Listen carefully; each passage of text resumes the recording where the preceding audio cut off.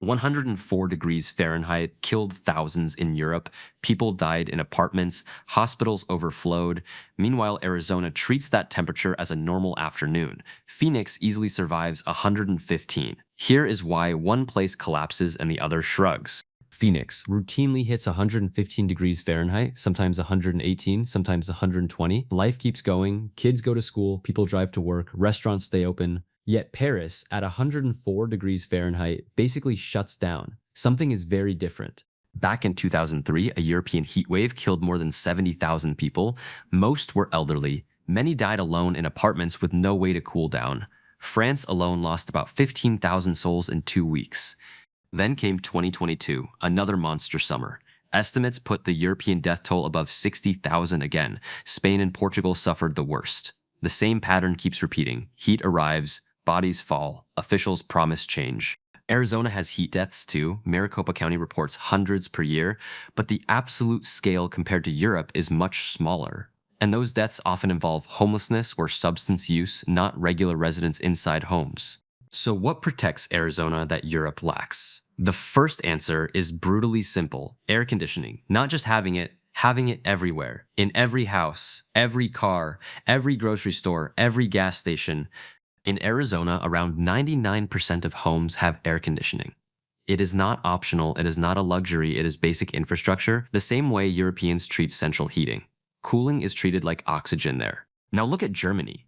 Only about 3% of homes have air conditioning. 3%. In a country where summers now routinely cross 95 degrees Fahrenheit, most people sleep with windows open and a fan. France sits around 25%. The United Kingdom is closer to 5%. Italy reaches about 50%, but mostly in newer buildings. Compare that to Phoenix, where finding a home without AC is nearly impossible anywhere. Why so low in Europe? Historically, they never needed it. Summers were mild, air conditioning felt American, wasteful, even strange. Buildings were designed to stay cool through stone walls and shade, not machines. That worked when peak summers were 85 degrees Fahrenheit. It does not work anymore. Climate change has pushed Europe past those old limits. The buildings now act like traps instead of refuges from the sun. Building design itself is the second huge factor. Arizona homes are built specifically to fight heat. Light-colored roofs reflect sunlight. Insulation is heavy. Windows are double-paned with reflective coatings facing the desert sun. Roof overhangs in Phoenix can extend 3 feet or more to shade walls. Stucco exteriors bounce light. Many homes use light gravel landscaping instead of grass to reduce reflective heat absorption near the house. European buildings do the opposite. They are designed to keep heat in. Thick stone walls store warmth through cold winters. Small windows minimize heat loss. Dark roofs absorb sun. Perfect for January. Brutal for August. A medieval stone wall in Paris soaks up heat all day. By evening, it is radiating warmth back into the apartment. The room never cools. Even at midnight, indoor temperatures can stay above 90 degrees Fahrenheit. Window design also matters. In Southern Europe, many homes have exterior shutters. They block sun before it hits the glass. Northern Europe rarely uses them. Sunlight hits the window, and the room becomes an oven. Now we get to the biggest physical reason Arizona handles 115. Dry air. Arizona is a desert. Phoenix afternoon humidity often drops below 10%, sometimes 5%. That single fact changes everything about how heat affects the body. Your body cools itself by sweating. Sweat evaporates and pulls heat off your skin. In dry desert air, sweat evaporates the second it forms. The cooling effect is powerful. You stay cooler than the air around you. Now move that body to Paris in a heat wave. Humidity might be 40% or higher. Sweat sits on your skin, it does not evaporate. The cooling system breaks, your core temperature climbs even at lower air temperatures. Scientists measure this with something called wet bulb temperature. It combines heat and humidity into one number. Once wet bulb passes 95 degrees Fahrenheit, the human body cannot cool itself. Death becomes possible within hours. Phoenix at 115 with 10% humidity has a wet bulb around 75 degrees Fahrenheit. Uncomfortable but survivable. Paris at 14 with 40% humidity hits a wet bulb close to 86, much closer to the danger zone. So the same temperature reading on a thermometer does not mean the same thing in two places. 104 in humid Europe punishes the body harder than 115 in dry Arizona. The number lies. The wet bulb tells the truth. Infrastructure is another invisible shield. Arizona power grids are built for the August peak when every home runs AC at full blast. Capacity is sized for that. Blackouts during heat waves are rare and quickly fixed. European grids were designed for cold winter peaks, not hot summer ones. When millions suddenly buy portable AC units during a heat wave, the system strains. Blackouts hit the most vulnerable areas first every time. Even rail networks fail. Train tracks in the United Kingdom buckled at 104 degrees Fahrenheit in 2022. Arizona tracks are built with steel rated for 130 plus. Same engineering problem, two completely different solutions. Roads tell the same story. Phoenix asphalt is formulated to resist extreme heat. European asphalt softens, melts, and bubbles at temperatures Arizona handles every summer. Tires sink into the surface. Driving becomes dangerous. Public cooling centers also save lives. Arizona cities run free locations where anyone can come inside, drink water, and escape the sun. Libraries, malls, recreation centers all double as cooling stations during extreme heat days. Phoenix even built specially designed bus stops with shade structures and cool surfaces. Some neighborhoods have misting stations on sidewalks. The city treats summer like an emergency every single year, not just during heat waves. Europe lacked that network for decades. After 2003, France slowly built emergency cooling rooms in cities, but coverage is patchy. Many small towns still have no public place where an elderly resident can sit in cool air. Urban heat islands make European cities worse. Centuries-old neighborhoods are dense stone and asphalt with almost no green space. The buildings absorb heat all day. At night, the city stays 10 degrees warmer than surrounding countryside. That nighttime trapped heat is what kills. Bodies need cool nights to recover. When indoor temperatures stay above 85 degrees Fahrenheit for days in a row, organs start failing, especially in older adults with existing conditions. Arizona cities also get hot at night, but most residents are in conditioned bedrooms by then. Sleep happens at 72 degrees Fahrenheit indoors. Bodies recover, next day starts fresh. Europe loses that recovery window completely. Body acclimatization is the next factor. Live in Arizona for a few summers and your body actually changes. You sweat earlier, you sweat more, your blood plasma expands, heart rate stays steadier at high temperatures. It takes about 2 weeks of consistent exposure for full acclimatization. Arizona residents get this every year naturally. Their bodies are ready for 110 by July. European bodies are not ready for 95 most years. When a Paris resident faces 104 in June with zero adaptation, their heart rate spikes, blood pressure crashes, they feel sick after 20 minutes outside. Same person in Phoenix after a month would handle it fine. Daily behavior is also different. Arizonans plan their lives around the sun. Workouts happen at 5 a.m. Hiking starts at sunrise. Yard work ends by 8 a.m. Nobody is outside during the worst hours by choice. Construction sites in Phoenix start before sunrise. Workers are done by early afternoon. Schools shift practice times. Restaurants offer cool patio misters. The whole culture has adapted to heat over generations of practice. Europe still runs on summer routines built when heat waves were rare. Offices stay open, workers commute at noon, schools meet in classrooms with no AC. Most people simply suffer through the day until evening arrives. Public health systems matter too. Arizona has been running heat warning alerts for decades. The National Weather Service issues excessive heat warnings. Hospitals stock IV fluids. Police do welfare checks on the elderly automatically. Europe is improving, but the system is younger. After 2003, France started a national heatwave plan. Germany followed slowly, but many countries still treat heat warnings as informational rather than emergency-level alerts to act on. Demographics make it worse.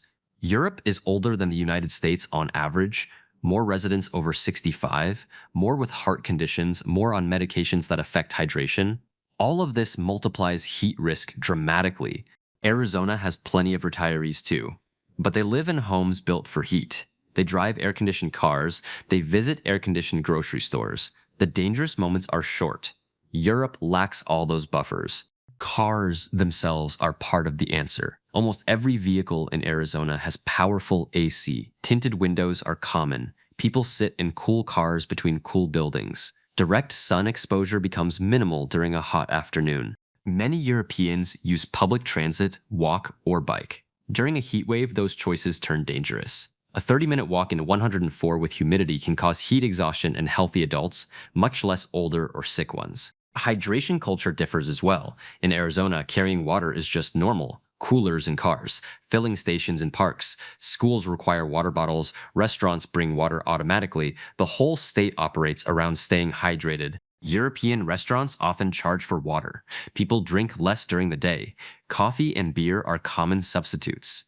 During heat waves, elderly residents who already drink very little water dehydrate fast. Many do not even realize it. Some European cities also have water access problems during heat waves. Public fountains were closed for sanitary concerns. Tap water in some southern regions ran low. Arizona has decades of experience managing water during peak summer demand. Lawns and landscaping show another difference. Arizona uses drought-tolerant plants. Less green to evapotranspirate adds dry heat but cuts humidity locally. European neighborhoods with grass, gardens, and rivers actually create localized humid microclimates during heat waves. Schools highlight the gap clearly. Phoenix classrooms are kept at 74 degrees Fahrenheit even on a 115 day. London schools in 2022 reached 95 indoors. Children fainted. Some districts had to close. The infrastructure could not cope. Hospitals tell the same story. Arizona hospitals are massive air-conditioned complexes with backup power systems specifically designed for extreme heat events. European hospitals during 2022 ran out of staff, beds, and even cool rooms for patients. Even pets struggle differently. Phoenix dog walks happen at dawn. Many parks ban dogs on pavement above 100. Owners know the rules. In Europe, owners are still learning. Dogs collapse on hot pavement during heat waves regularly. Mental adaptation matters too. Arizonans know how to read their body in heat. They recognize the dizziness, the headache, the cold sweat before heat stroke arrives. Europeans facing extreme heat for the first time miss the warning signs. Workplace rules differ as well. Arizona has strict heat illness prevention guidelines for outdoor workers, mandatory water breaks, shade requirements. Many European countries have similar rules on paper, but enforcement is weaker and exposure rare historically. Climate change is the elephant in the room. Europe is warming nearly twice as fast as the global average. A once-in-a-century heat wave now happens every few years. Old systems cannot keep up. Arizona is not immune. Phoenix recently broke records with 31 straight days above 110 degrees Fahrenheit. Heat deaths there climbed too, but the system still mostly held, AC kept running, cooling centers stayed open, most residents survived. Europe does not have decades of practice. The continent is being asked to adapt fast. Buildings need retrofits. AC must spread. Grids need upgrading. Public habits must shift. None of that happens in one summer. There is also a strange irony. Adding AC to Europe will increase electricity demand. That increases emissions, which worsens climate change, which raises temperatures. The same loop Arizona deals with by running mostly nuclear and natural gas power. The Palo Verde nuclear plant in Arizona is the largest power producer in the United States. It powers air conditioning for millions of homes through Phoenix summers. Europe is still figuring out its long-term clean energy mix. Heat protocols in Arizona schools are detailed. Recess gets canceled above 105. PE moves indoors. Field trips get rescheduled. Coaches monitor athletes constantly. Europe is now writing similar policies, but the institutional knowledge is still being built. Even simple things like rest stops matter. Drive across Arizona and every 30 miles has a gas station with cold drinks, AC, and a bathroom. Drive across rural southern France in a heat wave, and finding cold water gets hard. Clothing differs too. Arizonans wear light-colored loose clothing during the day. Wide-brim hats, sunglasses, UV-rated shirts for hiking. Europeans often wear darker clothing in summer because dressing for sun is a learned habit, not instinct. Building codes in Arizona require modern insulation, reflective roofing, energy-efficient windows. European building codes vary wildly. Older properties have no such requirements. Renovating to handle heat is expensive and slow across an entire continent. Tourists from Europe visiting Arizona often underestimate the heat. Every year, park rangers rescue hikers who tried to walk to a waterfall at noon in July. They thought 11:10 was bearable. Their bodies disagreed within an hour. Yet those same Europeans return home and survive 95 because they are home. They know their apartments, their fan placement, their cool tiles, their nighttime window routines. Local knowledge actually does protect people more than people realize. The deadly years happen when temperatures push past what local knowledge can solve. 104 with high humidity for 5 straight days. That is when European systems break. Arizona has never really faced an equivalent in modern records. There is also the question of what is normal. Phoenix expects extreme heat. People prepare mentally. London expects rain. When London gets 104, the psychological shock alone causes panic, poor decisions, and trips to the hospital. The lesson is not that Arizona is some magic place. It is that decades of relentless heat forced every system, every house, every habit to adapt. Europe is now in year one of learning what Arizona learned over 50 years. Change is happening, though. AC sales in Europe have skyrocketed since 2003. Building codes are being rewritten. Public health alerts are sharper. New parks add cooling features. The continent is rebuilding for hotter futures slowly. But the gap will remain for years. A renovated apartment in 2030 is still surrounded by 200-year-old stone in a 1,000-year-old neighborhood. You cannot rebuild Rome in a decade, so summers will still hurt. So when you see Arizona shrug at 115 and Europe collapse at 104, the number on the thermometer is the smallest part of the story. Humidity, infrastructure, design, behavior, and time are the real reasons people live or die. Arizona survives because everything around the heat has been built to soften it. Europe suffers because nothing was. That is the entire answer. And until both continents fully adapt, the next heat wave will keep proving the same lesson